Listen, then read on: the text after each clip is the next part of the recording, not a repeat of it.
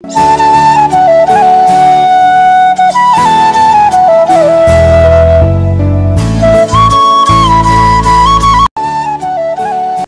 जी, राम राम जी। कैसे हो आप सब? आशा करती हूँ आप सब अच्छे होंगे। तो जी आप सबका स्वागत है एक और नए व्लॉग में। सबसे पहले तो आप सबको दिवाली की ढेर सारी शुभकामनाएं।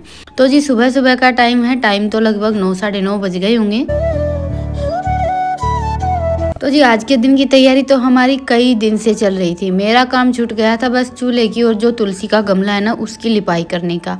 तो इसके लिए मैंने मंगवाई थी ये सफ़ेद मिट्टी। इसको भीगने में थोड़ा सा ज़्यादा टाइम लगता है, तो बस अभी जैसे मशीन चला दी थी, कपड़े धुलने का काम हो गया था, फिर बीच में ये मिट्टी आ गई थी तो सोचा चलो इसको भिगो कर रख देती हूँ।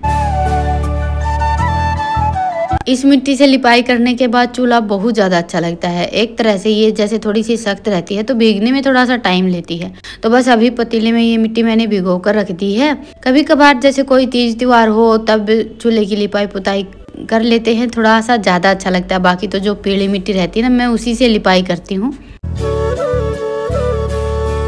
तो सबसे पहले तो मैंने चूल्हे की लिपाई की थी। चूल्हा तो सूख गया था। वैसे देखिए एक बार तो जैसे हम लिपाई करते हैं थोड़ा गीला रहता है तब तो इतना अच्छा नहीं लगता है, लेकिन ये सूख जाएगा ना, सूखने के बाद बहुत ज़्यादा अच्छा लगता है। और एक दो बार पुताई करेंगे ना तब थोड़ा सा जैसे रंग उभर कर आएगा, क्योंकि अभी तो जैसे पीली मिट्टी से लिपाई की हुई है ना तो उसके ऊपर इतना एकदम से सफ़ेद रंग खिलकर नहीं आता है। तो बस अभी मेरा लिपाई का काम हो गया था। और ये जो मिट्टी के दिए हैं ना ये मैंने भिगो कर रख दिए थे।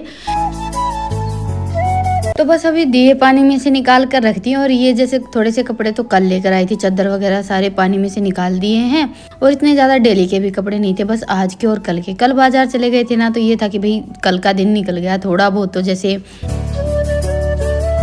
काम छूट ही गया था। और त्योहारों पर मेरा तो ये रहता है कि मैं जैसे डेली का अपना काम एक फिक्स रखती हूँ कि आज मुझे ये काम निपटाना ही है। तो कल मेरा ये था कि भाई दिवाली पर जो भी मुझे मिठाइयाँ बनानी रहती ना वो बनानी थी, लेकिन कल नहीं बन पाई। और आज का पूरा दिन ऐसे ही निकल गया है तैयारी व्यारी करने में। और देखिए घर के भी ढेर सारे काम हो जाते हैं। पर कुछ कुछ लोगों को क्या लगता है कि जैसे घर में तो कुछ काम होता ही नहीं है और बच्चे माँ हम सब मिलजुल कर करते हैं, तो उसमें भी लोगों को बड़ी तकलीफ हो जाती है कि सब मिलजुल कर काम करते हैं। और कहीं ना कहीं यही बात होती है जहाँ जैसे ये ऐसे घर होते हैं ना उन घरों में औरतें बहुत ज़्यादा परेशान रहती हैं, क्योंकि सबकी यही सोच कि एक औरत है बस उसको ही सब संभालना है। और जहाँ सब मिलजुल कर करते हैं तो उसमें बस ये तकलीफ हो जाती है कि हाँ सब साथ में मिलकर घर को कैसे चला रहे हैं।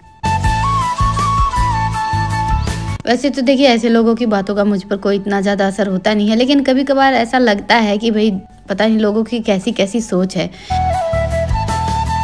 तो जी बस अपना भैंसों का और घर का सारा काम निपटाने के बाद फिर मैंने और माँ ने मिलकर रात में जैसे दिए जलाए थे उसके लिए बाती बनाई थी।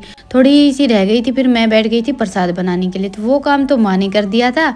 और ये मैंने थोड़ा सा बेसन भून कर रखा था। इतनी ज़्यादा मिठाई तो आज बनेगी नहीं, क्योंकि सुबह ये गुलाब जामुन रसगुल्ले वगैरह जो भी बच्चों को पसंद था, इन दोनों बहन भाई को पतीसे और सोन पापड़ी बहुत ज़्यादा पसंद है, तो ज़्यादातर ये वो मिठाई ही मंगवाते हैं। तो वो सारा सब आ गया था। तो बस अभी तो मैंने लक्ष्मी मैया के भोग के लिए जो प्रसाद हमें बनाना रहता है ना बस वही बनाया है। जैसे गणेश जी को तो बेसन के लड्डू का भोग लगता है और लक्ष्मी मैया को हम घर के दूध से कोई भी मिठाई बनाते हैं उसका भोग लगता है। तो थोड़े से तो मैंने ये दूध के पेड़े बना लिए हैं, खोआ बनाकर रख दिया था, अभी उसमें मीठा मिक्स किया है। और बेसन की भी मैंने बर्फी नहीं बनाई थी, बेसन भून कर रख दिया था, ठंडा होने के बाद फिर उसमें जैसे थोड़ा सा मीठा मिक्स करके लड्डू बना दिए हैं।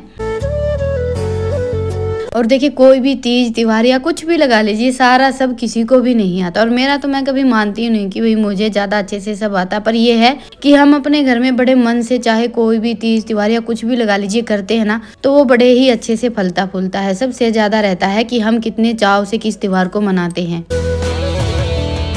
क्योंकि त्योहार को मनाने में और पूजा वगैरह करने में ये नहीं देखा जाता है कि हमने कितना ज़्यादा किया है। तो बस अभी खाना भी मैंने बनाकर रख दिया है। खीर बनाई थी, साथ में सिंपल सी बिना लहसुन प्याज की आलू की सब्जी और रोटियां बनाई थी। आज पूरी नहीं बनाई मैंने,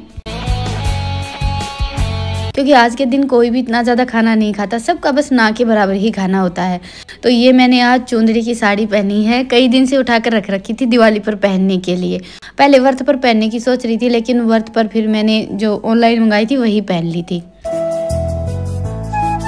और चुंदड़ी की साड़ी भी मैंने काफ़ी टाइम के बाद खरीदी है। वैसे काफ़ी अच्छी लग रही थी, इसका ब्लाउज सिला नहीं था, ब्लाउज साथ में रहता तो और भी ज़्यादा अच्छी लगती। तो बस अभी मैंने पूजन की तैयारी कर दी है, बच्चे भी नहा धोकर तैयार हो गए हैं। चलिए अभी कर लेते हैं लक्ष्मी मैया का पूजन। वैसे इस बार पूजन का टाइम तो काफ़ी था,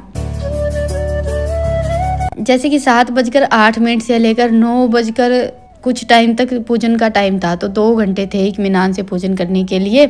हर बार तो क्या रहता है कि टाइम थोड़ा सा कम रहता है, और ये आज आए थे खेत से बहुत ज़्यादा लेट। बस त्योहारों के दिनों में सबसे ज़्यादा तो यही रहता है कि भाई खेत में काम बहुत ज़्यादा रह जाता है, इनके पास तो टाइम ही नहीं होता बिल्कुल भी। और आज करनी थी खेत में सरसों की बिजाई।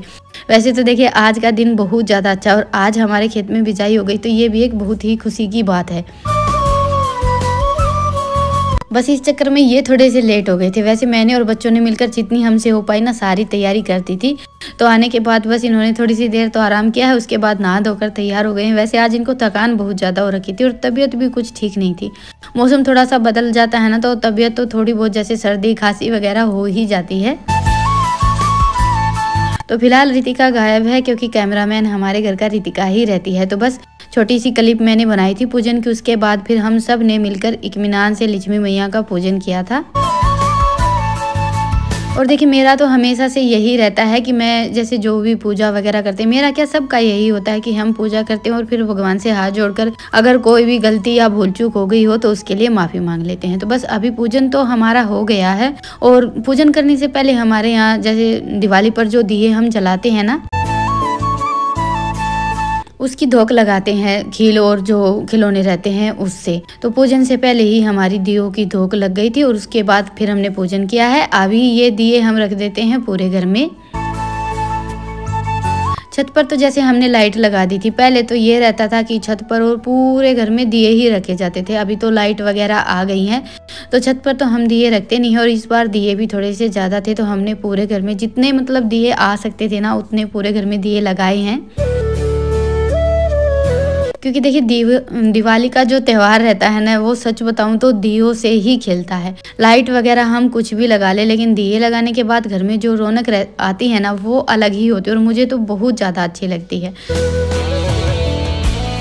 तो बस अभी पूरे घर में दिए रख दिए हैं, एक ये गोवर्धन की जगह पर रखते हैं। और देखिए कल जैसे किसी ने कमेंट किया था कि तुलसी मैया के गमले के पास भी रखते हैं। हाँ वो बात तो सही है आपकी, कभी कभी हम भी भूल जाते हैं। और पहले हमारे घर में तुलसी मैया का गमला था भी नहीं, अभी मैंने बनाया है।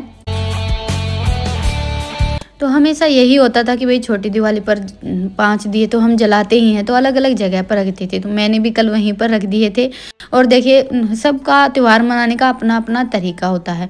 हाँ आज बड़ी दिवाली है, तो आज तो जैसे हम मंदिर में भी रखते हैं, और तुलसी मैया का गमला हो गया, भोलेनाथ के पास हो गया, लगभग हर जगह पर दिए रखते ही हैं।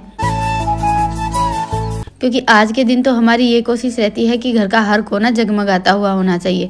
तो बस पूजन करने के बाद फिर बच्चों ने और सबने खाना खाया था। मैंने अपनी रसोई समेटी, बर्तन वगैरह साफ की, और फिर जो तेल का दिया जलाते ना, उसके ऊपर जैसे प्लेट वगैरह रखकर काजल बनाते हैं।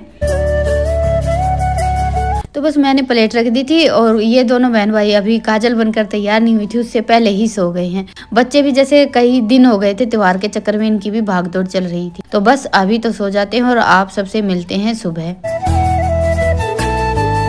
और पटाखे वगैरह जलाने की इस बार मैंने वीडियो नहीं बनाई, क्योंकि पटाखे वगैरह जलाने की वीडियो बनाते हैं, दिखाते हैं, तो उससे स्ट्राइक वगैरह आ जाता है। वैसे तो देखिए लगभग सभी दिखाते हैं, पर किसी किसी के चैनल पर आता है, किसी के चैनल पर नहीं आता है। और यूट्यूब के बारे में वैसे भी मुझे इतनी ज़्यादा कुछ जानकारी नहीं है, और YouTube के रूल बहुत ज़्यादा सख्त होते हैं। बस 1 बार 2 बार स्ट्राइक आती है, उसके बाद तो चैनल ही गायब हो जाता है। तो हर छोटी बड़ी बात का बहुत ज़्यादा ध्यान रखना पड़ता है। और आजकल तो थोड़ा सा ज़्यादा ही ये हो गया है कि किसी भी वीडियो में थोड़ा बहुत भी कुछ कोई भी क्लिप ऐसी वैसी लग जाती है ना, तो झट से वीडियो गायब हो जाती है। तो जी बस चलिए अभी सो जाते हैं, और आप सबसे मिलते हैं सुबह। एक बार फिर से आप सबको दिवाली की ढेर सारी शुभकामनाएं, क्योंकि कल सुबह है मावस। और इस बार तो दिवाली जैसे गोवर्धन दिवाली से अगले दिन आता है, लेकिन इस बार दिवाली 2 है। किसी ने 20 की मनाई है, किसी ने 21 की मनाई है। वैसे हमने तो देखिए 20 तारीख की ही मनाई थी, और 21 तारीख को था गोवर्धन नहीं था, सॉरी अमावस थी। तो बस सुबह उठकर चूल्हे की लिपाई पुताई की है हमेशा की तरह। ये तो खेत चले गए थे, खाना बनाया, धोख लगाई और फिर इनके लिए सबसे पहले टिफिन भेजा है। और आज मेरा मन नहीं था बिल्कुल भी खोआ बनाने का। एक तो मीठा कल से काफी सारा आया हुआ है और दूसरा जैसे मन भर गया है मीठा खाते खाते। पर माँ का हमेशा से यही रहता है कि दुकान से हम इतना सब लेकर आते हैं उसमें ढेर सारी मिलावट रहती है और माँ उसके दूध में जैसे जामन तो लगाते नहीं है, जमाना तो है नहीं, तो करेंगे क्या। मैंने सोचा था थोड़ा सा पनीर बना लेंगे, लेकिन माँ का मन था खोआ निकालने का, तो बस हम दोनों ने ही मिलकर थोड़ा थोड़ा काम किया है। तो खोआ तो हमारा लगभग बनकर तैयार हो गया है। जैसे खाना बनाने के बाद फिर मैंने कढ़ाई रख दी थी, तो थोड़ी सी देर बर्तन वगैरह साफ किए, अपना ऊपर का काम समेटा, तब तक माँ ने दूध संभाल लिया था। उसके बाद फिर 1 घंटे तक मैंने खोआ निकाला है। देखिए 2-2.5 घंटे तो आराम से लग ही जाते हैं 4-5 किलो दूध का खोआ बनाने में। और अभी कढ़ाई उतार दी थी एक बार हमने, क्योंकि ऐसा लग रहा था जैसे खोआ हमारा बनकर तैयार हो गया है, लेकिन हल्का सा खोआ नरम रह गया था। बर्फी इतनी अच्छे से जमती नहीं और ईंधन हो गया है बिल्कुल खत्म और कढ़ाई भी हल्की सी ठंडी हो गई थी। लकड़ियां हमने बुझा दी थी, तो अभी फिर से कढ़ाई रखी है। तो बस अभी आज यहाँ पर हमारी यही मजाक मस्ती चल रही थी और कुछ कुछ लोगों को जैसे फिर से वही बात आ जाती है घूम फिर कर।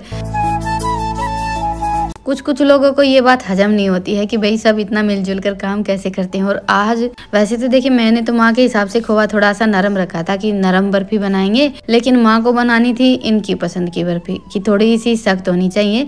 तो बस 5-10 मिनट के लिए फिर से हमने ये खोआ कस लिया है। कढ़ाई छोड़ दी थी इसने बिल्कुल।